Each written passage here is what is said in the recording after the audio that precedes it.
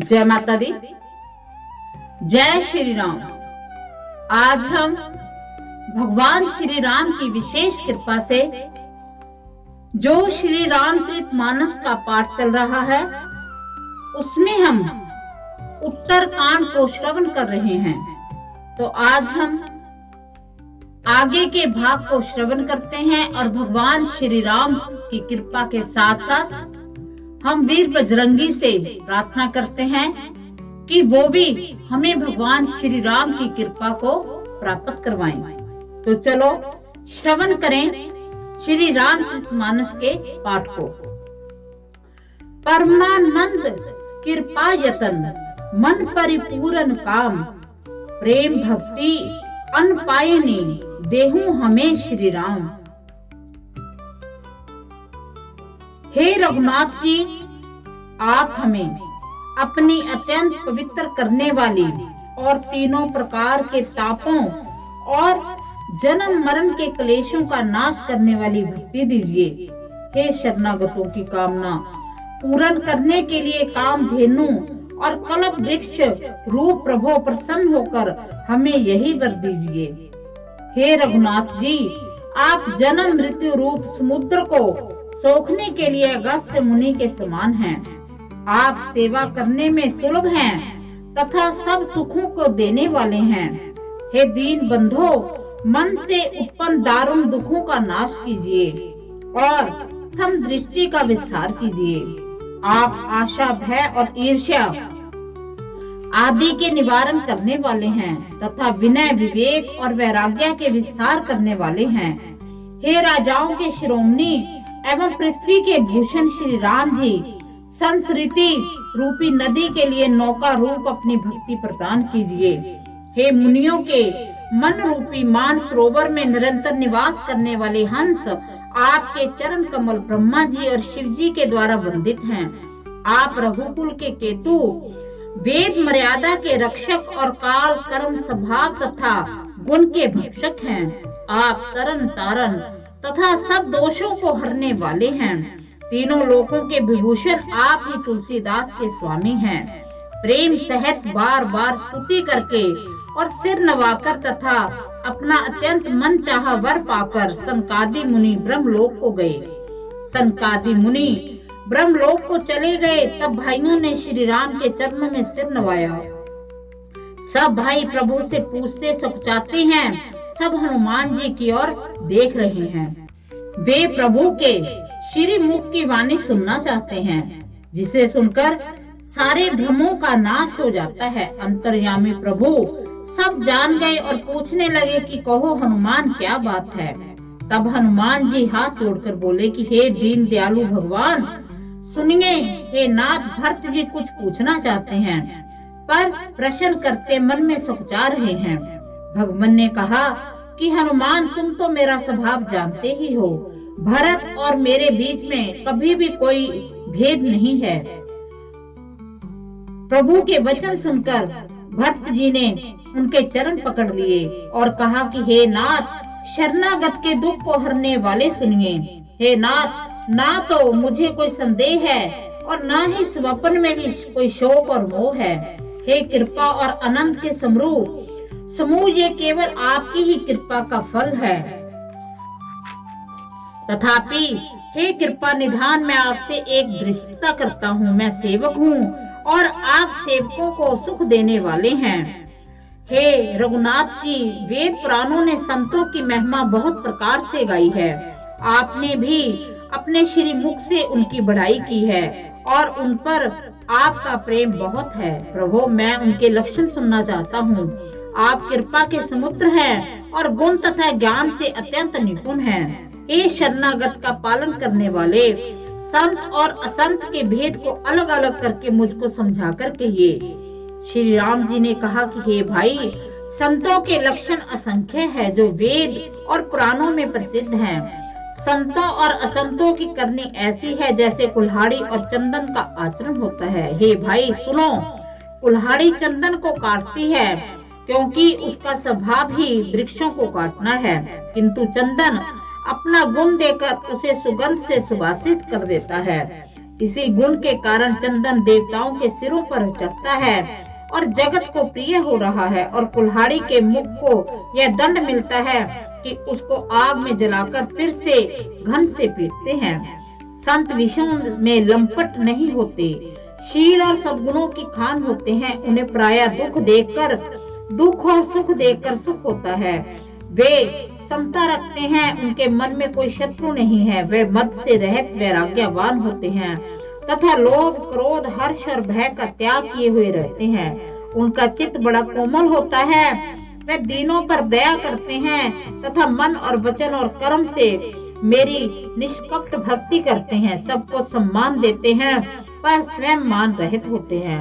भरत, वे प्राणी मेरे प्राणों के समान है, उनको कोई कामना नहीं होती। वे मेरे नाम के प्रायण होते हैं। शांति, वैराग्य, विनय और प्रसन्नता के घर होते हैं। उनमें शीतलता, सरलता, सबके प्रति मित्र भाव और ब्राह्मण के चरणों में प्रीति होती है, जो धर्मों को उत्पन्न करने वाली है। हे तात, यह सब लक्षण जिसके हृदय में बसते हों, उसको सदा सच्चा संत जानना, जो मन के निग्रह, दम, नियम और नीति से कभी विचलित नहीं होते और मुख से कभी कठोर वचन नहीं बोलते, जिन्हें निंदा और बढ़ाई दोनों समान हैं, और मेरे चरण कमलों की जिनकी ममता है, वह गुणों के धाम और सुख की राशि संत जन मुझे प्राणों के समान प्रिय है। अब संतों का स्वभाव सुनो। कभी भूलकर भी उनकी संगति नहीं करनी चाहिए। उनका संग सदा दुख देने वाला होता है। जैसे हर हाई गाय कपिला गाय को अपने संग में नष्ट कर डालती है। दूसरों के हृदय में बहुत अधिक संताप रहता है। वह पराई संपत्ति देखकर सदा जलते रहते हैं। वह जहाँ कहीं दूसरे की निंदा सुन पाते हैं, वहाँ ऐसे हर्षित होते हैं मानो रास्ते में पड़ी निधि पाली हो। वह काम, क्रोध, मद, लोभ के प्रायण, निर्दयी, कपटी, कुटिल और पापों के घर होते हैं। वह बिना कारण ही किसी से वैर किया करते हैं। जो भलाई करता है उसकी बुराई करते हैं। उनका झूठा ही लेना और झूठा ही देना, झूठा ही भोजन होता है और झूठा ही चबेना होता है।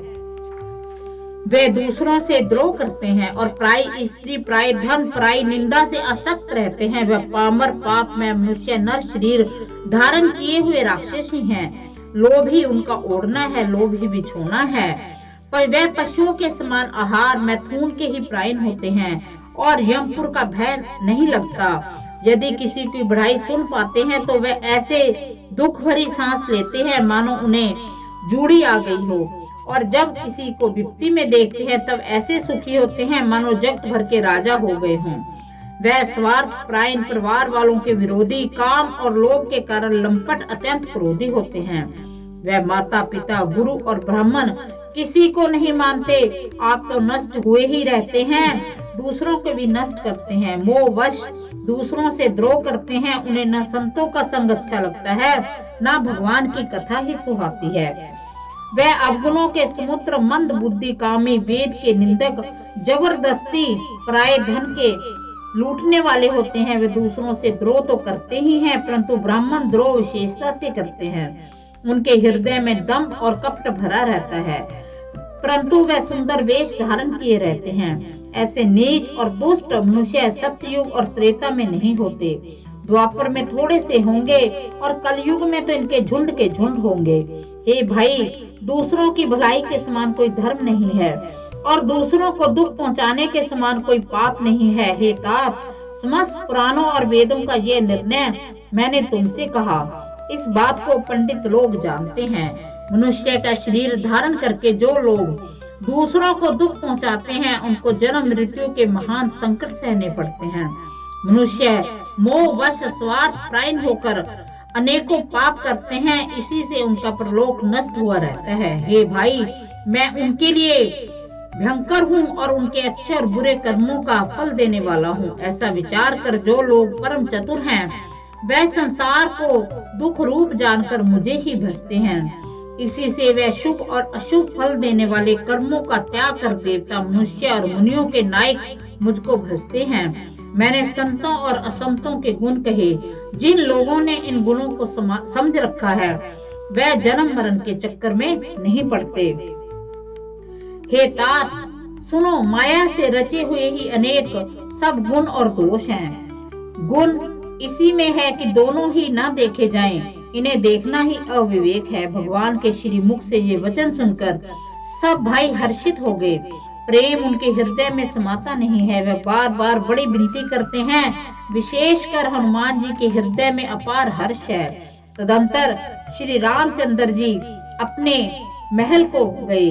इस प्रकार वे नित्य नई लीला करते हैं। नारद मुनि अयोध्या में बार बार आते हैं और आकर श्री राम जी के पवित्र चरित्र गाते हैं। मुनि यहाँ से नित्य नए नए चरित्र देखकर जाते हैं और ब्रह्मलोक में जाकर सब कथा कहते हैं।